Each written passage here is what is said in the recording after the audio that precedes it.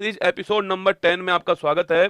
शुरुआत करते हैं। पहला क्वेश्चन आपके सामने ये रहा, वेल्स घास के मैदान जो हैं वो कहाँ पाए जाते हैं। ठीक है दोस्तों, वेल्स घास के मैदान जो हैं वो आप जानते हो कहाँ पर मिलते हैं, साउथ अफ्रीका जो है यहाँ पर मिलते हैं वेल्स घास के मैदान। ठीक है, और डाउन्स की अगर बात करूं मैं आपसे, डाउन्स कहाँ मिलते हैं, डाउन्स हमारे कहाँ मिलते हैं लिखना, जो ऑस्ट्रेलिया है यहाँ पर मिलते हैं डाउन्स घास के मैदान। ठीक है, और अगर मैं बात करूं इसके अलावा कि पुस्ताज कहाँ मिलता है, पुस्ताज छापना जो हंगरी जो है यहाँ पर मिलता है पुस्ताज, और पंपाज कहाँ मिलते हैं, पंपाज मिलते हैं छापना आपके अर्जेंटीना जो है यहाँ मिलते हैं पंपाज घास के मैदान। और पूछूं आपसे लानोज कहाँ मिलते हैं, लानोज मिलते हैं, नोट करना आपके वेनेजुएला जो है यहाँ पर लानोज मिलते हैं, ये भी आपको ध्यान रखना है। ठीक है, तो साउथ अफ्रीका के अंदर वेल्स मिलते हैं, इसके अलावा डाउन्स ऑस्ट्रेलिया हो गया, पुस्ताज हंगरी हो गया, पंपाज अर्जेंटीना हो गया, और लानोज आपका वेनेजुएला हो गया। ठीक है, प्रकाश की चाल पूछूं आपसे सर्वाधिक कहां दोस्तों मिलती है, आपके प्रकाश की जो चाल है आपके वो सर्वाधिक कहां होती है छापने सो, निर्वात वैक्यूम जो है, निर्वात जो वैक्यूम है यहां प्रकाश की चाल जो है सर्वाधिक होती है, ये आपको ध्यान रखना है। ठीक है,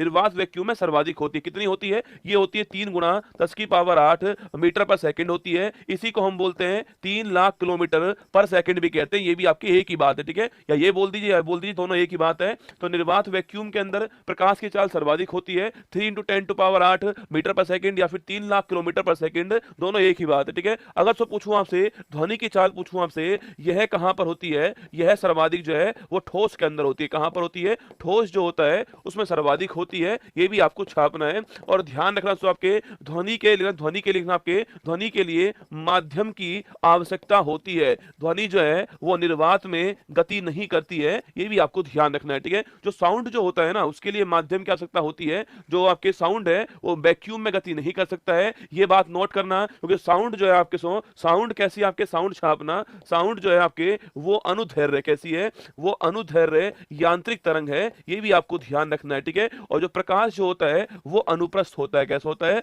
प्रकाश जो होता है वो ट्रांसवर्स होता है, अनुप्रस्थ होता है, ये भी आपको ध्यान रखना है। ठीक है, चलिए आगे बढ़ते हैं। पेट में कौन सा अम्ल पाया जाता है, ठीक है, पेट जो स्टोमक जो हमारा अमाशय जो है, इस अमाशय के अंदर अम्ल कौन सा होता है, जो अमाशय हमारा होता है, इसमें अगर आपसे अम्ल पूछूं आपसे कौन सा है, इसमें अम्ल होता है HCl, कौन सा होता है, HCl होता है, इसको हम बोलते हैं हाइड्रोक्लोरिक अम्ल, क्या बोलते हैं इसको, हाइड्रोक्लोरिक अम्ल कहते हैं, ये भी आपको ध्यान रखना है। ठीक है, तो पेट में अम्ल कौन सा है, पेट में आपका अम्ल HCl हो गया, हाइड्रोक्लोरिक अम्ल हो गया। अगर आपसे सवाल पूछो दोस्तों यहाँ पर, इस अम्ल का कार्य क्या होता है, इस अम्ल का काम है प्रोटीन का जो पाचन है उसमें सहायक ये होता है, ये आपको ध्यान रखना। तो प्रोटीन का जो पाचन जो होता है उसमें सहायक ये होता है, जो प्रोटीन के पाचन के लिए जो एंजाइम मिलता है ना पेट में, उसको बोलते हैं पेप्सिन एंजाइम। कौन सा, यहां से यहां 2-3 एंजाइम होते हैं पेट के अंदर, एक तो यहां पर होता है कौन सा, पेप्सिन एंजाइम होता है, इसका काम क्या होता है, इसका काम होता है प्रोटीन का पाचन, इसका काम होता है। ठीक है, तो इसको एक्टिवेट करने के लिए कौन है, इसको एक्टिवेट करने के लिए हमारा HCl होता है, ये आपको ध्यान रखना है। ठीक है,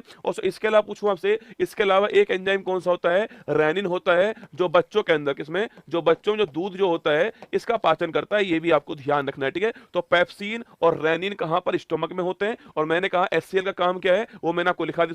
यहां पर जो भोजन होता है ना, आपको बताना है मुझे, यहां जो भोजन होता है इस भोजन के रूप को पेट में क्या कहते हैं, ये आपको छापना है। ठीक है, इसके अलावा देखो केगा आपके संयंत्र पूछूं आपसे, कहां दोस्तों आपके केगा छापना कहां पर है, केगा जो है आपके वो कहां पर, कर्नाटक के अंदर है, ये भी आपको ध्यान रखना है। ठीक है, अगर दोस्तों यहां पर ये पूछूं आपसे, जो रिएक्टर की बात करूं मैं आपसे, जो ये रिएक्टर जो होता है जिसको हम परमाणु भट्टी भी कहते हैं, परमाणु भट्टी भी कहते हैं, इसके बारे में 2-4 पॉइंट नोट करना। जो परमाणु जो भट्टी होती है, पहली बात तो पहली कहां दोस्तों आपके, फर्मी, कहां पर, फर्मी यहां पर आपके छापना स्थापित होती है। ठीक है, अगर पूछूं आपसे सिद्धांत कौन सा है इसका, ये नाभिकीय विखंडन जो क्रिया है उस पर आधारित होती है, ये भी आपको छापना है, बस वो कंट्रोल के अंदर होती है। ठीक है, अगर आपसे पूछूं यहां पर कि इसमें दोस्तों आपके, इसमें ईंधन कौन सा काम आता है, इसमें ईंधन होता है यूरेनियम 235 में ईंधन होता है। अगर पूछूं आपसे इसमें ईंधन के अलावा आपकी जो मंदक कौन सा काम आता है छापना, इसमें मंदक के रूप में कौन होता है, और इसमें नियंत्रक छड़ किसकी होती है, ये होती है किसकी, आपके कैडमियम और बोरॉन किसकी होती है,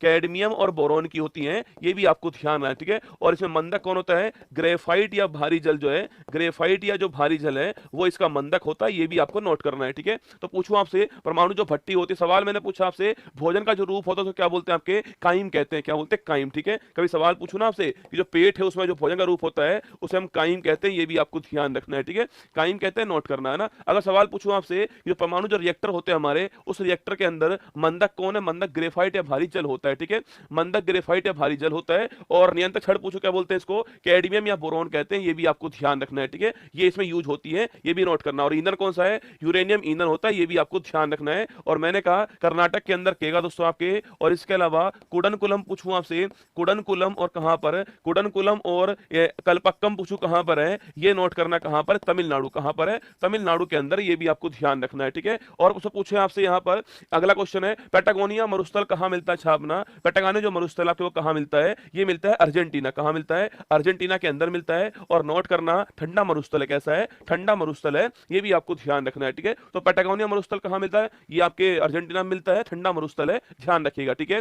बैरोमीटर के पाठ्यांक में तेजी से गिरावट दोस्तों से क्या अर्थ है आपके, देखो बैरोमीटर का काम क्या होता है, बैरोमीटर का काम होता है दाब जो होता है, जो प्रेशर जो होता है, जो वायुमंडलीय दाब जो होता है, एटमॉस्फेरिक जो प्रेशर होता है, इसका मापन करना किसका काम होता है, इसका मापन करना बैरोमीटर का काम होता है, ठीक है। तो पूछूं आपसे पहली बात तो कि जो एटमॉस्फेरिक प्रेशर जो होता है, इसका मापन करने का काम किसका है, वो होता है आपके बैरोमीटर का, ये आपको नोट करना है, ठीक है। अगर सवाल पूछूं आपसे इसके पाठ्यांक में, पाठ्यांक में तेजी से गिरावट अगर आती है आपके, गिरावट दोस्तों अगर आएगी इसके पाठ्यांक के अंदर, और गिरावट तेजी से दोस्तों आती है, तो क्या दोस्तों होने वाला है, तो आपकी जिंदगी में तूफान आने वाला है, ठीक है। आपकी जो लाइफ है उसमें तूफान आने वाला है। अगर आप प्यार में गिरोगे भाई तेजी से आपके, तो आपकी जिंदगी में आंधी तूफान आएगा, ठीक है। आपकी जिंदगी में आंधी तूफान आने वाला है, ये आपको ध्यान रखना है, ठीक है। अगर आप प्यार में गिरोगे बहुत तेजी से, तो आपकी जिंदगी में आंधी तूफान आने वाला है, ठीक है। और दोस्तों अगर नोट करना सो, अगर दोस्तों आपके इसमें दोस्तों तेजी से अगर ऊपर चढ़ता है, आपके ऊपर चढ़ेगा तो आपके अगर ऊपर चढ़ेगा तो क्या होगा, आसमान साफ होगा, ठीक है।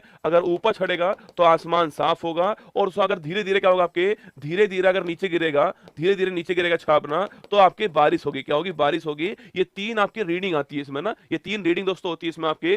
तो गिरावट तेजी से आएगी तो तूफान आएगा ना, तूफान आंधी आएंगे। अगर आप प्यार में तेजी से गिर जाओगे अंदर, आपके डूब जाओगे उसमें, तो आपके तूफान या फिर आंधी आने वाली, ठीक है। अगर दोस्तों आपके धीरे धीरे आपके ऊपर चढ़ेगा तो क्या होगा, आपके आसमान साफ होगा। और धीरे धीरे अगर नीचे गिरेगा तो क्या होगा आपके, तो बारिश होने वाली है। वो गाना दोस्तों आपके है ना कि हाँ मोहब्बत बरसा देना तो सावन आया है, ठीक है, वही दोस्तों आपके बारिश होगी, ये आपको नोट करना है ना। सती प्रथा का पहला सती प्रथा का पहला लिखित साक्ष्य पूछूं आपसे, पहला लिखित साक्ष्य जो है वो किस अभिलेख से प्राप्त हुआ है, सवाल आपके सामने ही है, ठीक है। तो सती प्रथा पूछूं आपसे, इसका पहला लिखित साक्ष्य जो है वो एरन अभिलेख, किससे मिला है, एरन अभिलेख से मिला है, ये भी आपको नोट करना है। आप में से कौन बताएगा एरन अभिलेख जो है किसके टाइम का अभिलेख है, ये आपको छापना है, ठीक है। और सती प्रथा पूछूं आपसे, इसको बैन कब किया, इसको बैन छापना 1829 के अंदर किया गया। और उस समय भारत के गवर्नर जनरल कौन थे, विलियम बेंटिक। कौन थे, विलियम बेंटिक साहब थे। और किसके प्रयास थे इसके अंदर, राजा राम मोहन राय जो है, इनके प्रयास थे, और इसको बैन किया गया, ठीक है। ये भी आपको ध्यान रखना है। मैंने आपसे पूछा जो एरन अभिलेख है, वो एरन अभिलेख मैंने पूछा आपसे किसके टाइम का दोस्तों अभिलेख है, ये आपके छापना भानुगुप्त, किसके, आपके जो भानुगुप्त है इसके टाइम का अभिलेख है, ये भी आपको ध्यान रखना है, ठीक है। आगे देखिएगा, राष्ट्रीय ग्रामीण रोजगार गारंटी अधिनियम जो है किस वर्ष से संबंधित है, ठीक है। ये कौन सा अधिनियम है, national rural employment guarantee act, ठीक है। नरेगा बोलते हैं इसको हम लोग, क्या बोलते हैं, नरेगा बोलते हैं, national rural employment guarantee act बोलते हैं इसको, राष्ट्रीय ग्रामीण रोजगार गारंटी अधिनियम कहते हैं इसको दोस्तों, हिंदी में नरेगा बोलते हैं, ठीक है। अगर पूछूं आपसे यह एक्ट कौन से वर्ष का है, यह एक्ट 2005 का है। कब का है, 2005 का है। और 2 फरवरी 2006 से यह एक्ट लागू हो गया, ठीक है। यह जो एक्ट है वो लागू हो गया है 2 फरवरी 2006 से। एक्ट कौन से वर्ष का है, एक्ट 2005 का है। लागू कौन से वर्ष में हुआ है, ये आपके 2 फरवरी 2006 के अंदर जो है वो दोस्तों एक्ट लागू हो गया। अगर पूछूं आपसे इसका नाम जो है मनरेगा कब हो गया है, मतलब इसमें महात्मा गांधी वर्ड कब जुड़ गया छापना, ये आपके 2 अक्टूबर 2009 को जुड़ा था, ये भी आपको ध्यान रखना है, ठीक है। तो नरेगा की बात करूं आपसे, national rural employment guarantee act बोलते हैं इसको, 2005 का एक्ट है, 2006 के अंदर लागू होता है 2 फरवरी को। और नोट करना यहां पर जो मनरेगा जो है हमारा वो 2 अक्टूबर 2009 को जो है इसका नाम मनरेगा हो गया, ये आपको ध्यान रखना है, ठीक है।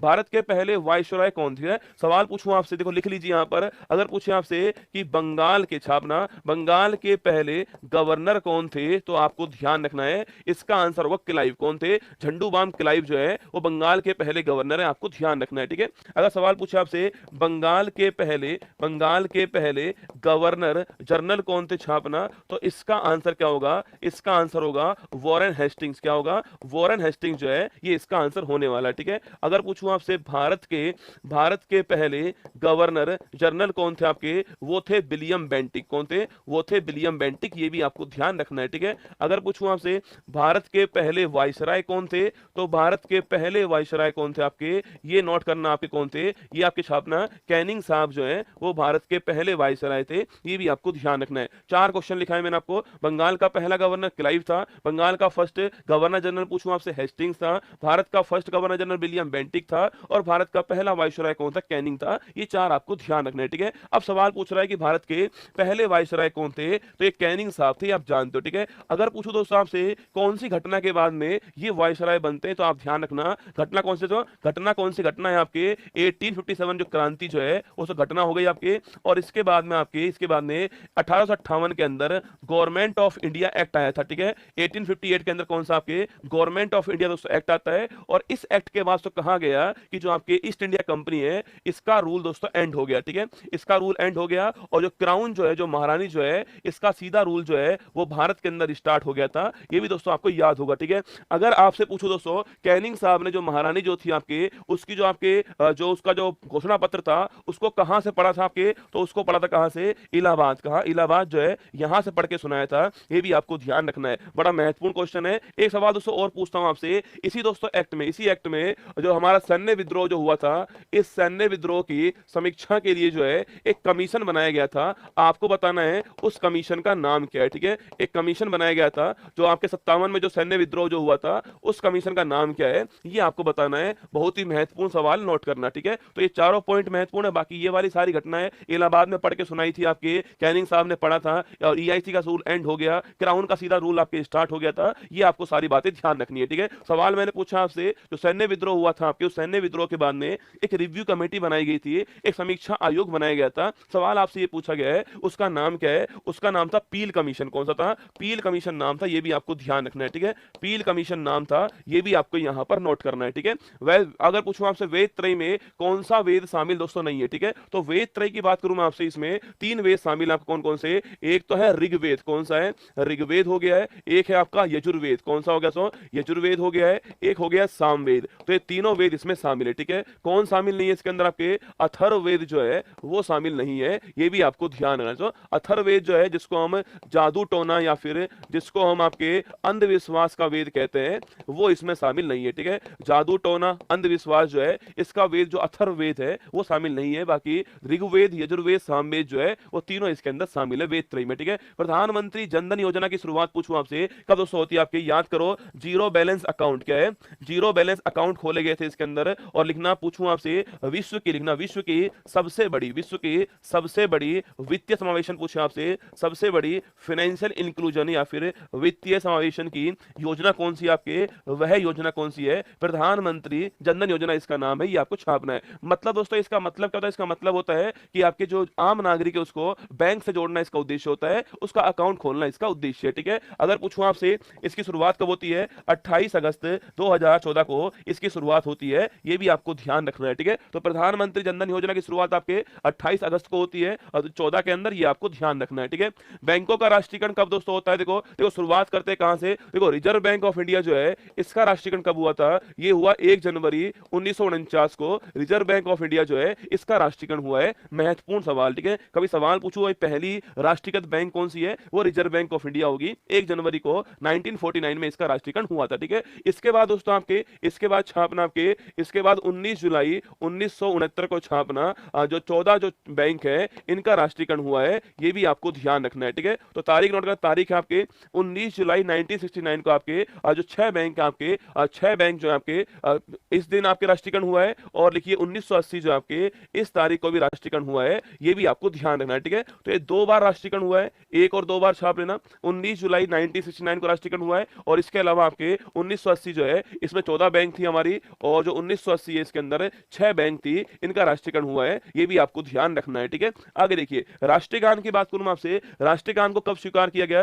देखो राष्ट्रीय गान जो है, जो जनगण मन हमारा, इसको स्वीकार हमने कब किया है, इसको स्वीकार हमने 24 जनवरी 1950 को किया है। ये भी आपको ध्यान रखना है, ठीक है। तो राष्ट्रीय गान को कब स्वीकार किया है, जो राष्ट्रीय गान इसको 24 जनवरी 1950 को स्वीकार किया गया। ये आपको नोट करना है, ठीक है। और उसको पूछूं आपसे, जो राष्ट्रीय ध्वज है हमारा, ये कब स्वीकार हुआ है, ये 22 जुलाई, कब हुआ है, 22 जुलाई आपके 1947 को स्वीकार किया गया है। ये भी आपको ध्यान रखना है, ठीक है। और उसको पूछूं आपसे, यहां पर पूछे आपसे सुप्रीम कोर्ट जो है इसने कार्य कब शुरू किया है, इसने कार्य हमारा 28 जनवरी 50 को किया है। ये तीनों ही सवाल आपके आपके एग्जाम के लिए बहुत ही महत्वपूर्ण है, तीनों ही तारीख महत्वपूर्ण है। पूछे आपसे राष्ट्रीय गान 24 जनवरी 1950, ठीक है। राष्ट्रीय ध्वज पूछूं आपसे 22 जुलाई 1947। अगर पूछे आपसे सुप्रीम कोर्ट कार्य कब शुरू किया है, 28 जनवरी की तारीख आपको ध्यान रखनी है, ठीक है। आगे देखिए, अभिलेखों का अध्ययन पूछूं आपसे, क्या कहना है आपके स्टडी ऑफ आपके अभिलेख पूछूं आपसे लिखना, इसे बोलते हैं एपिग्राफी। क्या बोलते हैं? एपिग्राफी कहते हैं, ये भी आपको ध्यान रखना, ठीक है।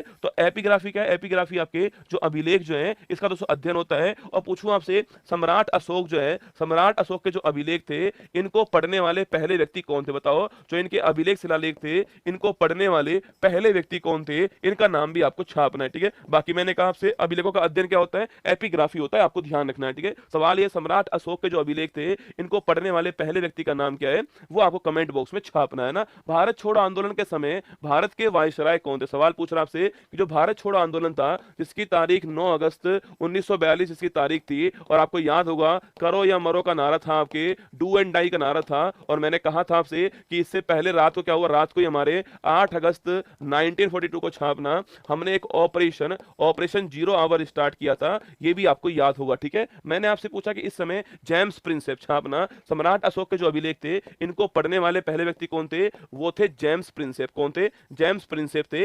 इनका नाम भी आपको ध्यान रखना है, जेम्स प्रिंसेप साहब थे ना। आगे देखिएगा, मैंने कहा आपसे कि भाई भारत छोड़ो जो आंदोलन है इस समय भारत के वायसराय कौन थे? वो थे लिनलिथगो। कौन थे?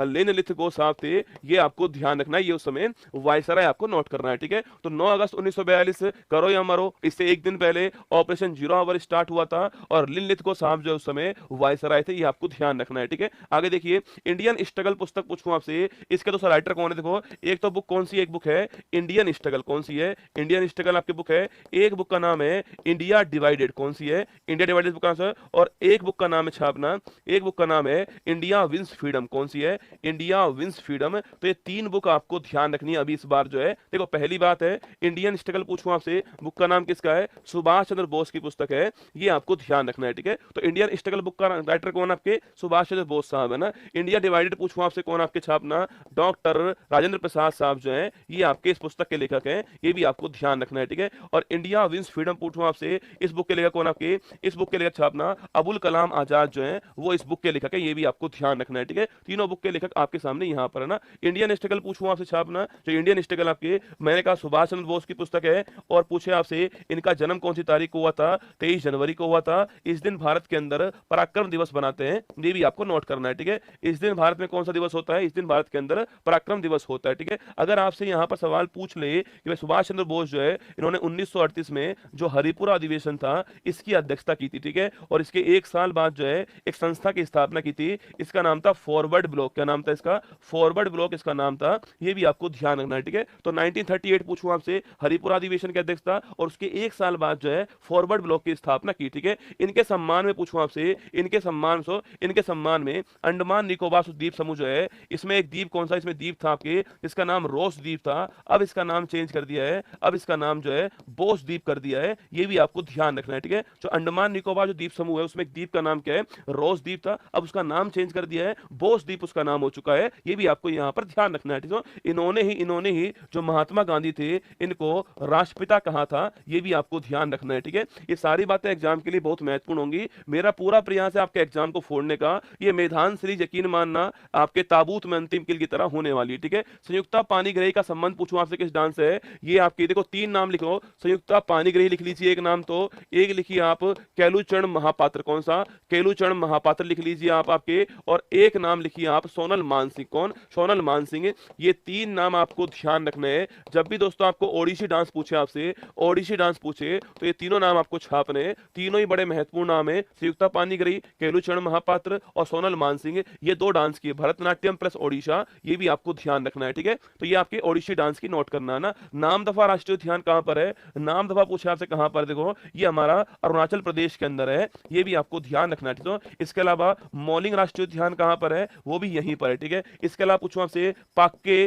टाइगर रिजर्व कहां पर है? वो भी यहीं पर है, ये भी बड़ा महत्वपूर्ण सवाल है। पाक के टाइगर रिजर्व छापना, ये भी कहां पर है? अरुणाचल प्रदेश के अंदर है, ये भी आपको ध्यान रखना है, ठीक है। बाकी नाम दफा कहां पर है? ये भी यहीं पर है, नोट कीजिए ना। संयुक्त राष्ट्र के पहले महासचिव कौन अपॉइंट होता आपके? याद कीजिए, यूएनओ की बात करूं मैं आपसे, इसकी स्थापना कब होती है? 24 अक्टूबर आपके 45 को इसकी स्थापना होती है। और मैनहट्टन मैनहट्टन द्वीप जो है न्यूयॉर्क के अंदर जो है इसका मुख्यालय हो गया है। और अगर पूछूं आपसे, इसमें वर्तमान में 193 देश शामिल है और साउथ सूडान जो है इसका नवीनतम देश है, आपको ध्यान रखना है, ठीक है। अगर सवाल पूछूं आपसे कि इसके वर्तमान हेड कौन है, इसके वर्तमान जो हेड है वो एंटोनियो गुटेरेस है, पुर्तगाल के रहने वाले, आप जानते हो, ठीक है। सवाल पूछ रहा है इसके पहले हेड कौन थे ना, तो इसके पहले हेड कौन थे, पहले हेड इसके ट्रिगवेली कौन थे, ट्रिगवेली साहब पहले हेड थे, जो कि नॉर्वे के रहने वाले, कहां के, जो कि नॉर्वे के रहने वाले पहले हेड ट्रिगवेली का नाम आपको ध्यान रखना है, ठीक है। शून्य रेखा किसके मध्य है, आपके शून्य रेखा की बात करूं आपसे छापना, यह किसके मध्य है, यह त्रिपुरा और जो बांग्लादेश है इसके बीच में है, ये भी आपको छापना है, ठीक है। तो जीरो लाइन पूछूं आपसे, जीरो लाइन छापना, जीरो लाइन जो आपके, ये जीरो लाइन किसके बीच में है, त्रिपुरा और जो बांग्लादेश है इसके बीच में जो लाइन है उसको बोलते हैं हम लोग जीरो लाइन, ठीक है। और सवाल पूछूं आपसे छापना, शून्य गैस कौन सी है, ये आपसे पूछे सवाल आपके सामने, शून्य गैस कौन सी है, जो आपकी आवर्त सारणी है, उस आवर्त सारणी में जो वर्ग 18 जो आपके ग्रुप जो 18 है उसमें जितनी भी इनर्ट गैस है, अक्रिय गैस है, जितनी भी आदर्श गैस है, उनको हम क्या बोलते हैं, उनको बोलते हैं छापनाम शून्य गैस बोलते हैं। जैसे हीलियम हो गया है, नियोन हो गया, आपके आर्गन हो गया है, क्रिप्टॉन हो गया है, जीनोम हो गया है, ये सारी गैस कैसी, सारी गैस जो आपके अक्रिय गैस, आदर्श गैस या फिर शून्य गैस कहते हैं, ये भी आपको ध्यान रखना है, ठीक है। द्रव अवस्था में पाई जाने वाली अधातु पूछो कौन सी आपके छापना, द्रव अवस्था में पाई जाने वाली अधातु कौन, देखो अगर पूछे आपसे जो लिक्विड अवस्था है उस लिक्विड अवस्था में पाई जाने वाली धातु कौन सी है, तो धातु मेटल कौन सा आपके, वो पारा है, ठीक है, पारा है, Hg है, ये भी आपको ध्यान रखना है, ठीक है। और पूछूं आपसे अधातु कौन सी आपके, वो है ब्रोमीन, कौन सी, ब्रोमीन है, ये भी आपको नोट करना है। तो पारा धातु हो गया, ब्रोमीन क्या है, अधातु हो गया है, दोनों आपको ध्यान रखना है, ठीक है। आगे देखिएगा, मेघालय, मणिपुर, त्रिपुरा कब राज्य के रूप में अस्तित्व में दोस्तों आते हैं, ठीक है। देखो 3 स्टेट की बात कर रहा हूं मैं आपसे, ये दोस्तों हमारा क्या है, ये दोस्तों हमारा मान लीजिए आप जो है, ये हमारा नॉर्थ ईस्ट इंडिया जो है वो आपके सामने यहां पर दिखाई दे रहा है, ठीक है। यहां पर सिक्किम हो गया है, यहां अरुणाचल प्रदेश हो गया है, यहां नागालैंड हो गया है, यहां मणिपुर हो गया है, यहां मिजोरम हो गया है, यहां त्रिपुरा हो गया है, यहां आपके यहां असम हो गया है, असम हो गया है, और यहां हमारा मेघालय हो गया, ठीक है। ये कुछ स्टेट आपके सामने यहां पर। अगर आपसे पूछो इनकी स्थापना कब होती है, देखो इनकी जो स्थापना है, सिक्किम की स्थापना 1975 में होती है, ये आपको ध्यान रखना है, ठीक है। इसके अलावा सो अरुणाचल की पूछो स्थापना कब होती है, 87 में इसकी स्थापना होती है स्टेट के रूप में, ठीक है। नागालैंड की पूछूं आपसे 1 दिसंबर छापना 63 को इसकी स्थापना होती है। इसके अलावा जो हमारा मणिपुर है दोस्तों आपके, जो हमारा मेघालय जो है और त्रिपुरा जो है, इन तीनों की स्थापना की बात करूं मैं आपसे, इन तीनों की स्थापना 21 जनवरी 1972 को होती है, ये आपको ध्यान रखना है, ठीक है। तो मेघालय, मणिपुर, त्रिपुरा तीनों की स्थापना कब होती है, तीनों की स्थापना जो है 21 जनवरी 1972 को होती है, ये आपको छापना है, ठीक है। बाकी मिजोरम की स्थापना कब होती है, मिजोरम की स्थापना जो है 87 में होती है, ये भी आपको ध्यान रखना है। तो नॉर्थ ईस्ट के स्टेट की स्थापना एग्जाम के लिए महत्वपूर्ण होती है, चाहे अरुणाचल प्रदेश हो, चाहे नागालैंड हो, चाहे आपके मणिपुर, चाहे मिजोरम, चाहे सिक्किम, चाहे मेघालय, चाहे त्रिपुरा, ये आपको ध्यान रखना है, ठीक है। चलिए आगे बढ़ते हैं। एक्सरे की खोज करने वाला कौन था, रॉडजन साहब जो है ये खोज करने वाले थे। और लिखिएगा भौतिकी में पहला, भौतिकी में पूरे विश्व में पहला नोबेल पुरस्कार पाने वाले कौन थे, वो थे आपके रॉडजन साहब, एक्सरे की खोज के लिए प्राप्त हुआ है, ठीक है। रक्त समूह की खोज करने वाले कौन थे, ये थे कॉर्लैंड स्टीनर, कौन थे, कॉर्लैंड स्टीनर साहब जो है ये खोज करने वाले थे। और अगर आपको याद हो एबीओ सिस्टम इन्होंने खोजा था। पूछूं आपसे यूनिवर्सल, पूछे आपसे डोनर कौन है आपके, वो है छापना O माइनस, कौन O माइनस है। और यूनिवर्सल एक्सेप्टर कौन है आपके, वो छापना आपके AB प्लस है, ठीक है। मतलब सभी को देने वाला कौन आपके, सभी को देने वाला आपके O माइनस हो गया है, सभी को देने वाला O माइनस हो गया है, और सभी से ग्रहण करने वाला कौन हो गया है, वो आपके AB प्लस हो गया, ये भी आपको ध्यान रखना है, ठीक है। लाल सागर को पूछूं आपसे, लाल सागर को भूमध्य सागर जो है इससे जोड़ने वाली जल संधि कौन सी आपके सो, इसके जल संधि का नाम छापना कौन सा है, वो है स्वेज नहर, कौन सा है, स्वेज नहर है। ये भी आपको याद होगा कि जो रेड सी है और जो मेडिटेरियन सी है इसको कनेक्ट करने वाली संधि कौन सी, स्वेज नहर है। और इसके ऊपर मिस्र जो है इसका अधिकार है, ये भी आपको ध्यान रखना है, ठीक है। लास्ट क्वेश्चन देखिएगा, सर्वोत्तम गुणवत्ता वाला कोयला पूछो कहां मिलता है आपके, यह मिलता है छापना कहां पर, सर्वोत्तम गुणवत्ता वाला कोयला कौन सा है, ठीक है। तो लिखिए वो है एंथ्रेसाइट, कौन सा है, एंथ्रेसाइट होता है, ये भी आपको छापना है, ठीक है। पर भारत में कौन सा मिलता है, भारत में सर्वाधिक मिलता है बिटुमिनस, कौन सा है, तो भारत में मिलने वाला कौन सा है, वो बिटुमिनस हो गया है। पर पूरे वर्ल्ड में पूछूं आपसे बेस्ट कोयला कौन सा है, एंथ्रेसाइट है, ये आपको ध्यान रखना है, ठीक है। एकमात्र महाजनपद तो दक्षिण भारत में स्थित, आपको कुल हमारे पास में 16 महाजनपद थे, इसमें दोस्तों एकमात्र आपके कौन सा आपके छापना अशमक जो है, ये महाजनपद जो है वो साउथ इंडिया के अंदर था सो। और यह पूछूं आपसे नदी कौन सी है, नदी थी आपके गोदावरी नदी जो है इसके तट पर स्थित था। और पूछूं इसकी राजधानी क्या है,